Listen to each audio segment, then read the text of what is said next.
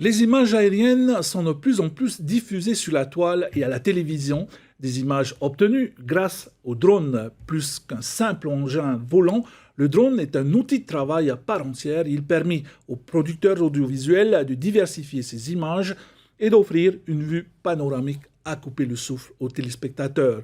Mais pour obtenir un tel résultat, il y a des règles à respecter et surtout, il faut une licence de télépilote professionnel, une licence que Yann Maria Soucé tente de décrocher.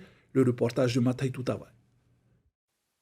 Yann est producteur audiovisuel. Il a décidé de faire le pas et d'obtenir sa licence de télépilote. Grâce à celle-ci, il pourra bientôt faire des images aériennes lui-même dans le cadre de ses émissions. La Polynésie est un immense territoire qui mérite d'être mis en avant par l'image aérienne. Et de plus, pour moi, c'était ajouter une corde de plus à mon arc. C'est vrai que maintenant le métier de pilote de drone, c'est un métier à part entière. L'audiovisuel est toujours le secteur prépondérant, mais maintenant il y a beaucoup d'activités annexes. Le travail aérien, on peut faire de l'épandage, de la thermographie, de la topographie, du transport de charge. Donc aujourd'hui, on peut vraiment parler d'un métier. Cette formation se déroule en 2 étapes. Une semaine de théorie qui débouche sur une licence délivrée par l'aviation civile. Elle l'a amené à découvrir entre autres la réglementation liée aux activités aériennes, la météo, les notions de navigation et la mécanique du vol.